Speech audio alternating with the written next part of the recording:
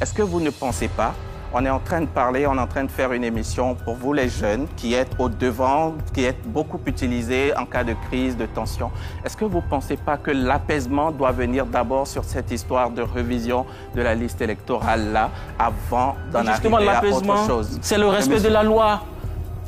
Vous savez, il y a un proverbe qui dit que la meilleure façon d'éviter la chienlit dans un endroit, c'est qu'on respecte les règles qu'on s'est proprement fixées. Les règles qu'on s'est fixées, c'est la loi, M. Diaby. Tous les partis d'opposition sont unanimes pour quelque chose. Tous les partis d'opposition. Il n'y a que le RHDP. Que le RHDP, qui est un parti d'ailleurs qui ne respecte pas des textes. Et c'est pour ça que je vous ai demandé de poser la question à M. Koné, comment il a été élu. Parce que c'est un parti qui ne respecte pas ses propres textes. Son élection. Salut à tous, et bienvenue sur cette chaîne où nous passons en revue les sujets bouillants de la politique ivoirienne. Savez-vous? Dans un débat politique, il y a deux choses à savoir. Soit vous menez le débat comme il se doit. Soit vous subissez la pression de l'adversaire. Et lors de ce débat diffusé sur la chaîne de télévision RTI1, un personnage est carrément sorti du lot, parce qu'il a vraiment assuré. Dr Chérif Osman de la jeunesse du PDCI-RDA. Il a été exceptionnel, chaud bouillant et n'a pas hésité de mener le débat comme bon lui semblait, face à un journaliste très défenseur de la CEI et du RHDP, parti au pouvoir. Recomposition de la commission électorale indépendante CEI, révision de la liste électorale, à tous ces sujets, il avait réponse, et surtout, pas de tabou avec lui. Bref, je n'en dirai pas plus que ça. C'était un vrai régal, chers amis, et je vous laisse regarder cet extrait jusqu'à la fin. Comment vous, à votre niveau, votre parti mobilise la jeunesse en période électorale ou même hors période électorale? D'accord, merci bien. Avant de venir sur votre question, il faut dire que d'abord, RHDP, la volonté du président de la République, qui est le président de notre parti, est de faire la promotion de la jeunesse. Et lorsque nous prenons le secrétaire exécutif, qui est composé de 110 personnes, c'est-à-dire que les secrétaires nationaux et les adjoints, il y a au moins 40% ou 50% de jeunes. C'est-à-dire qu'ils sont soit les secrétaires nationaux ou des secrétaires nationaux adjoints. Quand tu prends la structure de jeunesse que nous gérons aujourd'hui, l'Union des jeunes du RHDP, lorsqu'il s'est agi de renouveler les instants de jeunesse au niveau de notre parti, le parti a décidé que ce soit les vrais jeunes qui soient mis en avant. Pas comme dans les autres partis où les plus jeunes ont plus de 35 ans, 37 ans. Chez nous, l'âge maximum pour être candidat chez nous, c'est 35 ans. C'est-à-dire tous ceux qui sont membres de mon bureau ont moins de 35 ans. Ce n'est pas ailleurs. Les plus jeunes ont 35 ans, 36 ans, 37 ans. Et lorsqu'on parlait de candidature tout à l'heure. Candidature à quoi? Lorsqu'on parlait de candidature, mon frère, Cheikh Ousmane, parlait de candidature de notre président. Il a dit qu'il avait 86 ans. En 2020, le PDCI avait mis en avant un candidat qui avait 86 ans. S'il n'était pas décédé, à 91 ans, il serait aujourd'hui le candidat du PDCI. Donc, vous voyez, ce n'est pas à l'issue, ça aurait été à l'issue d'un congrès. Comment vous avez le résultat déjà d'un congrès pas au PDCI, qui n'a pas lieu de nous parler de l'âge d'un candidat ou pas. Parce qu'ils sont très mal placés pour le dire. Et parlant maintenant de ce que nous faisons en termes de mobilisation de la jeunesse, il faut dire que nous, depuis notre élection, nous avons passé l'année 2024 à mobiliser les jeunes. Parce que la mission était claire, c'est de mobiliser tous les jeunes de notre parti à l'effet de se préparer pour les élections présidentielles 2025. Et donc, c'est ce travail que nous continuons aujourd'hui. Nous avons, dans un premier temps, été sur le terrain pour enregistrer des personnes qu'on appelle les primo-votants. Avant même l'opération de la révision de la liste électorale. Et pendant la révision, moi-même, avec l'équipe qui m'accompagne du bureau national, nous avons parcouru au moins 25 régions pendant la période de la révision de la liste électorale. C'est-à-dire que nous sommes conscients du rôle que le parti nous a assigné. Et vous en avez enregistré beaucoup? Combien à peu près? D'abord, pour l'opération d'enregistrement des primo-votants, avant l'opération de la révision de la liste électorale, nous avons identifié au moins 1 million de jeunes qui étaient prêts à aller se faire enrôler sur la liste électorale. Et que vous avez réussi à faire enrôler. Nous avons commencé déjà à établir les documents administratifs avant que l'opération ne soit lancée. Et donc, on a pu quand même avoir un large score pour l'opération de la liste électorale. C'est vrai qu'il y a un bon stock qui est resté, qu'on n'a pas pu faire enrôler en temps, mais quand même, nous avons fait enrôler le maximum de personnes. Un bon stock, d'accord. On va y revenir tout à l'heure. Monsieur Dali, oui. C'est quoi les défis de la jeunesse au sein de votre parti? Alors, merci pour la question. Les défis sont les défis de la jeunesse en général en Côte d'Ivoire. Il faudrait que les jeunes les jeunes au niveau national puissent s'exprimer. Et je rejoins en plus monsieur Koné Mamadou, le président de la jeunesse du RHDP, qui dit qu'il a un stock qu'ils ont et qui n'ont pas pu avoir accès. Et justement, c'est là que se pose le problème au niveau de la révision de la liste électorale. C'est pour cela que nous, aujourd'hui, au PPACI, on dit que si on veut que les jeunes puissent participer et puissent être actifs dans le processus électoral, il faudrait que ces jeunes-là puissent être enregistrés sur la liste électorale. Et nous avons des jeunes qui ont besoin d'être enregistrés sur la liste électorale et nous voyons que cette révision de la liste électorale en 2025 selon la CEI, ne peut pas avoir lieu. Donc justement, et cela est un blocage pour que cette jeunesse puisse s'exprimer. C'est pour cela qu'au PPACI, on demande à ce que cette révision de la liste électorale puisse être faite pour que ces jeunes, justement, puissent s'exprimer en exprimant leur vote, en exprimant leur opinion. D'accord. Par rapport à ce que vous dites, j'ai quelques chiffres ici. Vous dites qu'il y a vous avez beaucoup d'électeurs en stock. Je le dis. Je note, vous aussi, vous avez dit que vous le rejoignez. Allons-y, vous le rejoignez. J'ai des chiffres qui disent que 518 000 demandes de certificat de nationalité ont été faites entre septembre et décembre 2024. 518 000 demandes.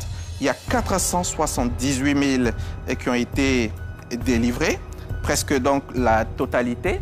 Ça veut dire que si tous ceux-là ont pu être inscrits, votre stock, il sort d'où? Son stock? Alors, M. Hamza, il a 1 million de stocks. Vous l'avez rejoint. Non, et que j'ai dit... Même au nombre le nombre de cartes nationales d'identité délivrées, j'ai 192 000 CENI demandées presque dans la même période et puis qui ont été totalement délivrés pour l'inscription. Ça fait beaucoup de chiffres qui viennent un peu contredire ce que vous êtes Monsieur Hamza, vous ne me contredisez pas. Vous ne le rejoignez plus. Je dis, non, ce que j'ai dit, comme ils ont un stock de 1 million, il serait bien qu'on ait une révision de la liste électorale, qu'on l'ouvre et que ce stock soit épuré. Et comme je le dis, vous donnez des chiffres, mais moi je peux vous dire que chaque année, depuis de 2010 à 2020, on a eu à peu près 275 000, on va dire, ajouts sur la liste électorale. En 2020, il y a eu à peu près 904 000. En la dernière liste en 2023, là, il y a 1 400 000 primo-accédants. Et dedans, il y a 500 000 nouveaux, on va dire, nouvelles inscrits.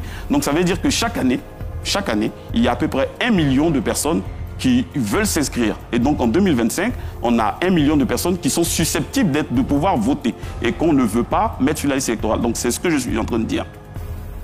Je viens de vous donner des chiffres. Non, moi si je vous donne des chiffres, je vous donne des chiffres. Qu'est-ce qui s'est fait? Pourquoi ce million-là ne s'est pas inscrit sur la révision de la liste électorale en cours? Mais chaque année, qui est encore en vous savez que chaque année, il y a des majeurs. Écoutez, on est d'accord. Monsieur Hamza, vous n'êtes pas de la CEI. Non, je veux comprendre. Moi, je veux comprendre. Moi, je vous parle au nom des téléspectateurs. Non, on est en 2025. Oui. Une révision de la liste électorale doit se faire chaque année selon la loi. Allons-y. Comme vous représentez la CEI, allons-y. Non, je pose des questions. Non, vous ne posez pas des questions, vous affirmez. Monsieur Hamza. Non. Monsieur Hamza. Les élections, la révision de la liste électorale doit se faire chaque année. Merci. Actuellement, il y en a une qui s'est faite en 2024 et qui est encore en cours. Peu importe comment la CEI travaille.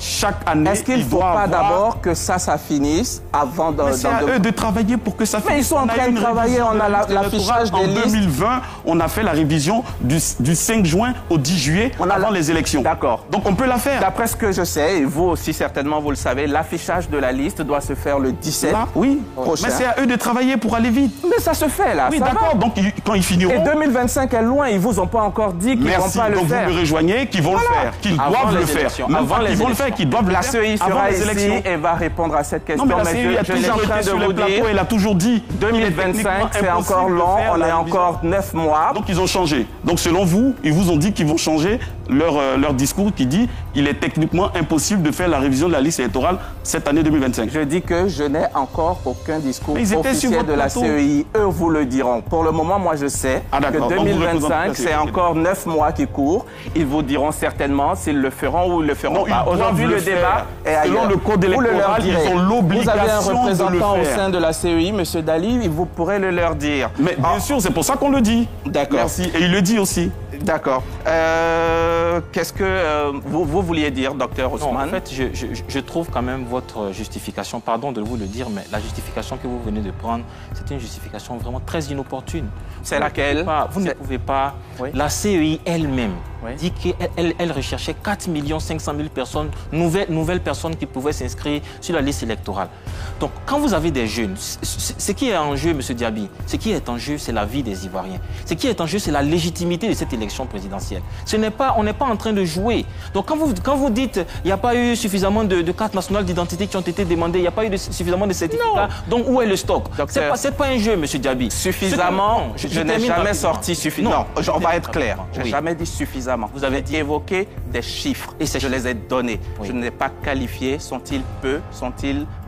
Mais la CEI elle-même a donné des chiffres plus élevés que ceux-là. Donc les chiffres, vous ne pouvez pas les donner. La CEI ne donne pas ces chiffres. La CEI donne le nombre d'inscrits, pas le nombre de CENI qui ont été délivrés. Ça, c'est le rôle de l'ONESI, docteur Ousmane. Je sais, mais je vous dis... Au début de la révision de 2024, la CEI a dit est attendu environ 4 millions de personnes, de nouvelles personnes qui peuvent s'inscrire sur la liste électorale. Donc quand on attend 4 millions de personnes, ce n'est pas à vous, M. Diaby, de venir dire sur le stock qui est disponible à l'ONESI, ce serait peut-être moins que ça. Ce que nous on dit, non, juste pour terminer. Bon, vous n'allez pas terminer. Le débat n'est pas à ce niveau. Oui, le débat n'est pas à ce niveau. La façon dont vous l'avez traité, vraiment... Non. Ils ont dit qu'ils ont des stocks d'1 million et autres. J'ai voulu juste donner... C'est plus. Vous avez combien? Oui, mais vous avez votre stock, c'est combien? Monsieur Diaby, je vous répète que la CEI elle-même, votre stock, il y a 4 millions de personnes attendues. Votre stock à vous. Mais c'est 4 millions de personnes qui sont attendues sur la liste électorale. C'est 4 millions de personnes qui sont attendues, de nouvelles personnes. D'accord. On va pas faire le procès en l'absence de la CEI. D'accord. Et donc, on va passer à chose. Donc, votre position, on la connaît. Vous aussi, c'est qu'il y ait révision de la liste électorale. Notre position est que nous respectons la loi. On ne peut pas être dans un pays... Et c'est pour ça que je voulais que vous posiez la question à ce monsieur. À quel monsieur? Vous avez les noms de tout le monde ici, docteur Ousmane. On est là pour... Docteur Ousmane, Koné Mamadou est le représentant du RHDP. Adressez-lui à lui nommément, s'il vous plaît. D'accord. Donc, je répète ce que je dis. Nous sommes dans un pays où les gens n'ont plus de respect pour la loi. Quelque chose qui est écrit, dont tout le monde a fait unanimité, qui a été adopté, les gens n'ont plus de respect pour cela. Le fait qu'on dise aujourd'hui qu'on peut faire une liste, on ne peut pas faire une révision de la liste électorale, c'est un manque de respect à l'ensemble des Ivoiriens. Ce n'est pas seulement au parti d'opposition, c'est à l'ensemble des Ivoiriens. Est-ce que vous ne pensez pas, chers jeunes ici, chers responsables de jeunes ici, est-ce que vous ne pensez pas, on est en train de parler, on est en train de faire une émission pour vous les jeunes qui êtes au devant, qui êtes beaucoup utilisés en cas de crise, de tension. Est-ce que vous ne pensez pas que l'apaisement doit venir d'abord sur cette histoire de révision de la liste électorale-là avant d'en arriver à autre chose? C'est le respect de la loi. Vous savez, il y a un proverbe qui dit que la meilleure façon d'éviter la chienlit dans un endroit, c'est qu'on respecte les règles qu'on s'est proprement fixées. Les règles qu'on s'est fixées, c'est la loi, M. Diaby. Quand vous voulez la CEI vous répondra. Que la loi elle-même, on peut la rendre intelligente parce qu'elle est bête, nous, on n'arrive pas à le comprendre. La CEI vous répondra. La CEI mais elle n'a jamais répondu, justement. Elle sera face à vous. Vous avez un représentant au sein de la CEI. On a un représentant au sein de la CEI. Voilà.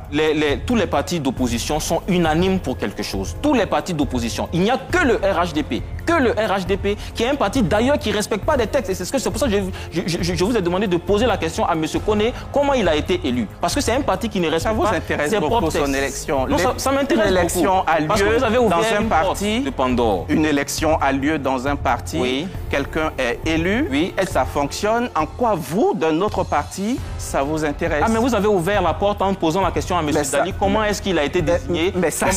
J'aurais aimé que vous fassiez la même chose pour M. Koné. Est-ce que je vous ai fait la même chose? Vous qui n'êtes même pas élu. Tous les autres ici sont des présidents de partis. J'ai été désigné par mon parti, monsieur. Oui, mais allons-y avec ça. Je veux savoir pourquoi vous n'avez pas posé la question au représentant du RHDP. Vous ne le saurez pas. Pourquoi il n'avait pas parce que je n'ai pas à vous. Son élection a fait un buzz national. Ce n'est pas vous qui faites l'émission, docteur Ousmane. On parle de tensions qu'il faut éviter dans ce pays. Ne commençons pas sur un plateau. Vous n'allez pas imposer à un modérateur, à un journaliste de poser vos questions à vous. Allez-y. Non, vous avez posé à un autre invité. J'aurais aimé que la même chose... Est-ce que les mêmes questions, par exemple, ce que je vous pose à vous, est-ce que je la pose forcément à M. Terré? Allez-y, suivez le fil de votre émission. Allez-y. Si vous avez aimé, n'hésitez pas à liker, et surtout donnez vos impressions en commentaire. Bravo à Dr Chérif Osman.